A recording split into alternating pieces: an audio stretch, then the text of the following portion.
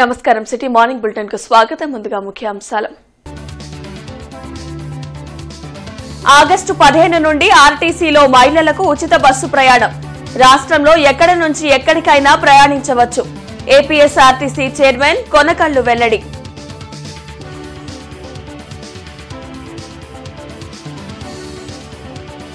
GSLV F-16 ప్రయోగం success.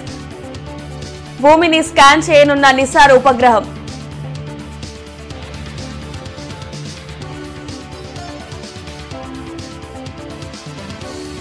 APUWJ సభ్యులకు health కార్డులు పంపిణీ చేసిన లలిత గ్రూప్ ఆఫ్ హాస్పిటల్స్ అధినేత డాక్టర్ రాఘవ శర్మ.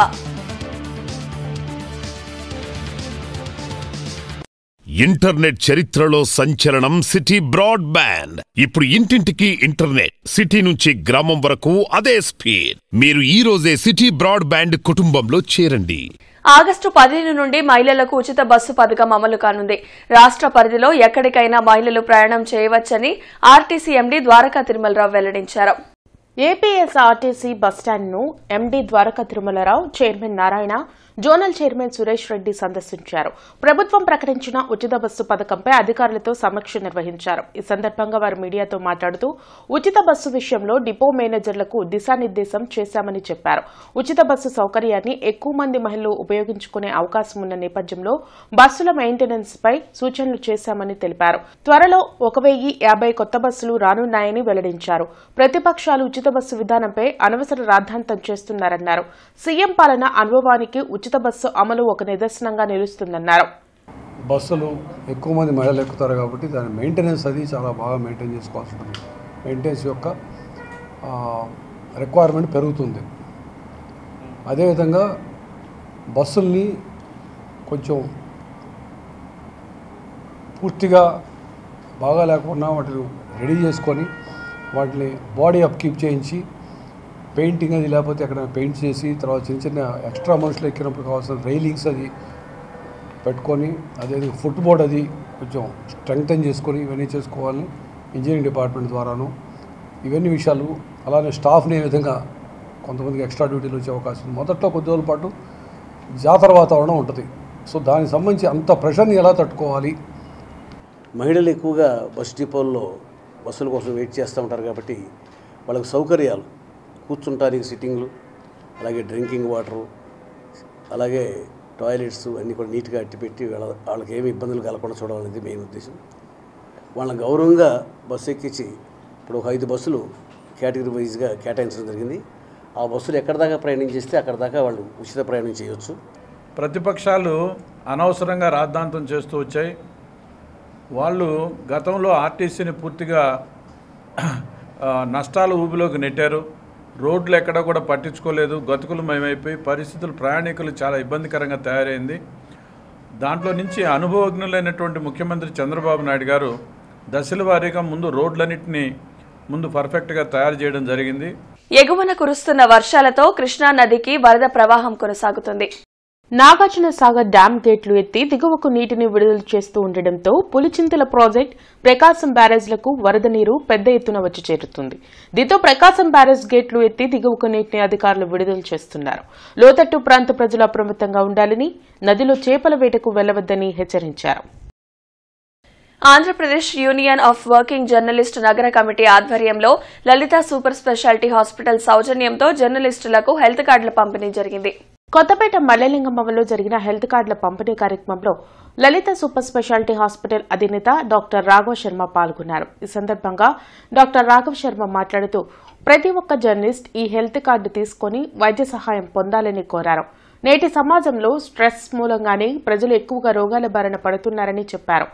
మరీ ముఖ్యంగా విలేకరులు పలు అంశాలపై ఒత్తిడిని ఎదుర్కొని తమ ఆరోగ్యాన్ని పాడు చేసుకుంటున్నారని అన్నారు. ప్రతి ఒక్కరూ మానసిక ఒత్తిడి తగ్గించుకుని ఆహార నియమాలు పాటిస్తూ తమ ఆరోగ్యాన్ని కాపాడుకోవాలని సూచించారు. ఈ కార్యక్రమంలో ఐజేయూ నాయకులు గిరిధర్, జిల్లా అధ్యక్షులు ఎస్ఎన్ మీరా, ఫణి, రాంబాబు, కిరణ్, ఆసిఫ్ ఖాన్ తదితరులు పాల్గొన్నారు.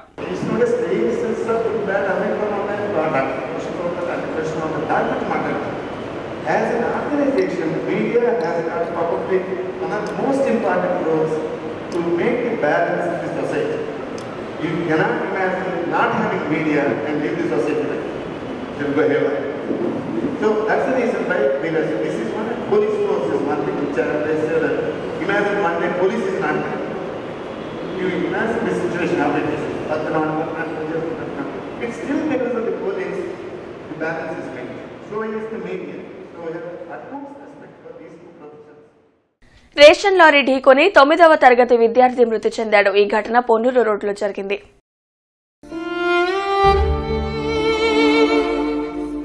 ఆనందపేటకు చెందిన షాహిద్ అహ్మద్ పెన్ను కొనుక్కునేందుకు స్కూటీపై వెళ్తుండగా ఈ దుర్ఘటన చోటు చేసుకుంది. కేసు నమోదు చేసిన పోలీసులు దర్యాప్తును ప్రారంభించారు.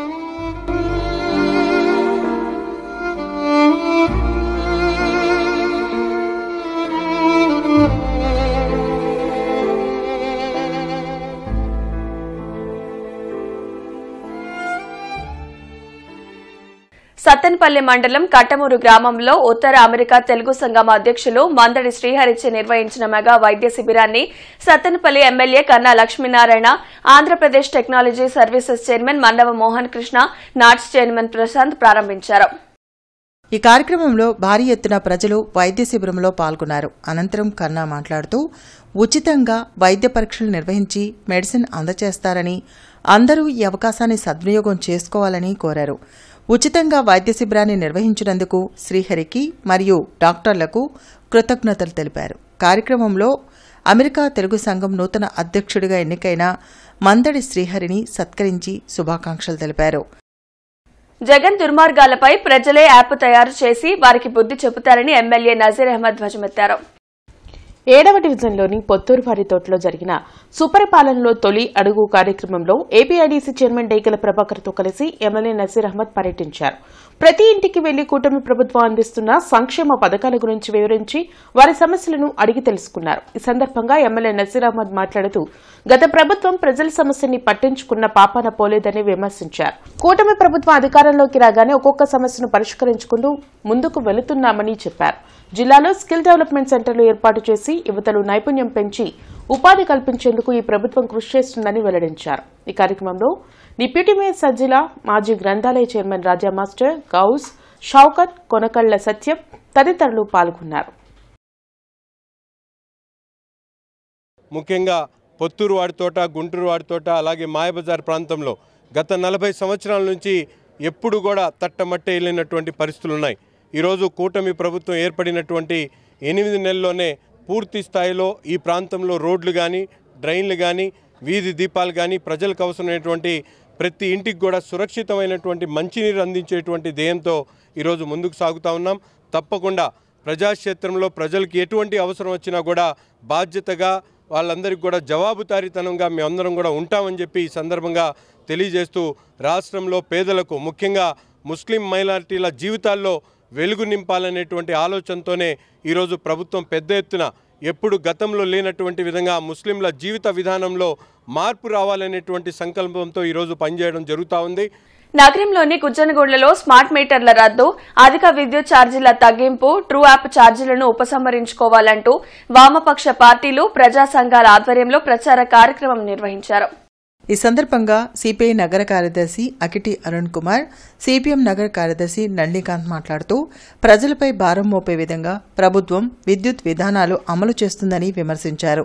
స్మార్ట్ మీటర్లను ఇళ్లలో బిగించొద్దని విద్యుత్ శాఖ మంత్రి గొట్టిపాటి రవికుమార్ ప్రకటన చేయడాన్ని స్వాగతిస్తున్నామని, కేవలం ప్రకటనలకే పరిమితం కాక ఆచరణలో చేసి చూపించాలని వారు డిమాండ్ చేశారు.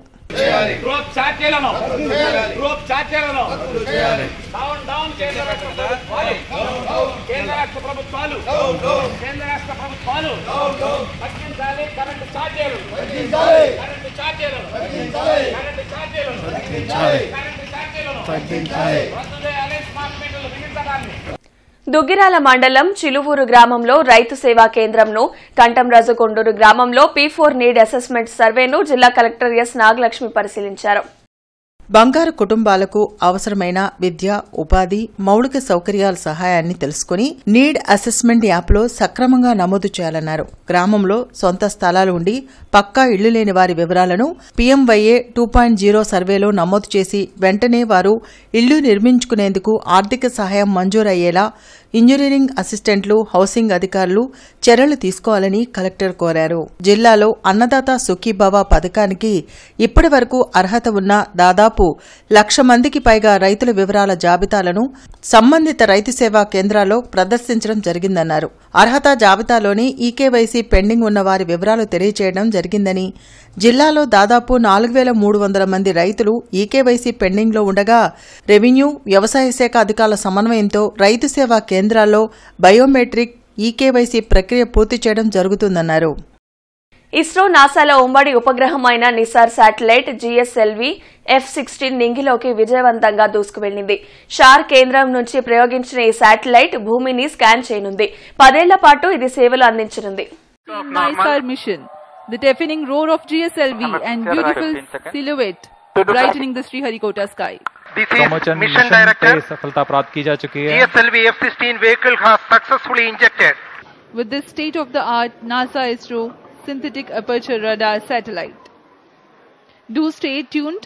Tune in for the address by Secretary DOS and Chairman ISRO and mission executives. I am extremely happy to announce that GSLV F-16 vehicle has successfully and precisely injected the NASA ISRO synthetic aperture radar satellite NSR satellite weighing 2,393 kg into its intended orbit. Let me congratulate all the teams from ISRO and NASA JPL on this outstanding success. పచ్చని చెట్లను పెంచండి, పర్యావరణాన్ని కాపాడనంటూ Narayana English medium school విద్యార్థులు అవగాహన rally నిర్వహించారు. స్తంభాల కరువులోని Narayana English medium school విద్యార్థులు చేపట్టిన ర్యాలీని ఏజీఎం జానకిరామిరెడ్డి జెండా ఊపి ప్రారంభించారు. ఈ సందర్భంగా ఏజీఎం వెంకటేశ్వరరావు, ప్రిన్సిపల్ శ్రీనివాసరావు మీడియాతో మాట్లాడారు. ప్రకృతి బాగుంటేనే అందరూ బాగుంటారని, అందుకే నారాయణ స్కూల్ ఆధ్వర్యంలో అవగాహన ర్యాలీ నిర్వహిస్తున్నామని తెలిపారు. సమాజానికి ఉపయోగపడే ఇటువంటి కార్యక్రమాల్లో నారాయణ స్కూల్ యాజమాన్యం ముందుంటుందన్నారు. ఈ కార్యక్రమంలో AGM Vijayababu, coordinator Sitaramaiah, principal I Venkateswararao, Praharshini, Srinivasarao staff పాల్గొన్నారు. నర్చర్ ద నేచర్ కార్యక్రమాన్ని ఘనంగా నిర్వహించడం జరిగింది. ఈ కార్యక్రమంలో విద్యార్థులు పాల్గొని ర్యాలీగా బయలుదేరి మన స్కూల్ దగ్గర నుంచి వివేకానంద స్టాచ్యూ మీదుగా ర్యాలీ నిర్వహించి ఈరోజు పర్యావరణాన్ని ఏ విధంగా పరిరక్షించాలి, మొక్కలు నాటడం వల్ల వచ్చే ఉపయోగం ఏంది, మొక్కలు పెంచడం వల్ల పర్యావరణానికి ఎటువంటి మేలు చేయగలుగుతున్నాము, ఇవన్నీ కూడా అవగాహన కల్పిస్తూ ర్యాలీ చేయడం జరిగింది. ఈ కార్యక్రమంలో మా ఏజెంట్స్ అందరినీ కూడా పాల్గొనడం జరిగింది. అదేవిధంగా ఆ స్కూల్ ప్రిన్సిపాల్ శ్రీనివాస్ గారు, ఏవో శ్రీనివాస్ గారు, అదేవిధంగా ఉపాధ్యాయులు పిల్లలకి ఈ భవిష్యత్తులో మనకి పర్యావరణం పట్ల కూడా ఒక అవగాహన కల్పించి మంచి పర్యావరణంలో, మంచి వాతావరణంలో వాళ్ళందరూ కూడా భవిష్యత్తులో ఆరోగ్యంగా, ఆనందంగా జీవించడానికి ఈ సమాజం పట్ల బాధ్యతతోటి ఇలాంటి కార్యక్రమాలు ఎన్నో చేపడుతోంది. సో విద్యతో పాటుగా సమాజ బాధ్యత కూడా తీసుకొని నారాయణ విద్యా సంస్థలు ఎప్పుడూ కూడా ఇలాంటి కార్యక్రమాలకు ముందుంటాయి. బృందావన్ గార్డెన్స్ వెంకటేశ్వర స్వామి దేవస్థాన ప్రాంగణంలో నిన్నటి నుండి సంగీత నృత్యోత్సవాలు ప్రారంభమయ్యాయి. జాతీయ సంస్కృతి విశ్వవిద్యాలయ vice chancellor professor GSR Krishnamurthy ముఖ్య అతిథిగా హాజరయ్యారు. ఈ సందర్భంగా పద్మశ్రీ దండముడి సమతి రామ్మోహన్ రావు, కొమ్మ జోషిల సద్గురు చరణ్లను ఘనంగా సన్మానించారు.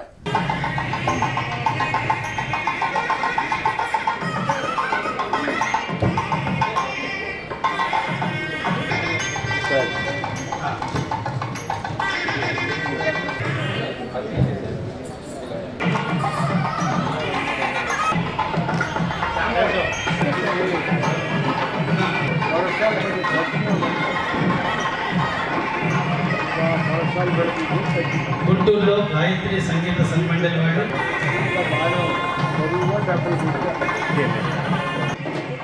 శాలువా సత్కారం జరుగుతుంది.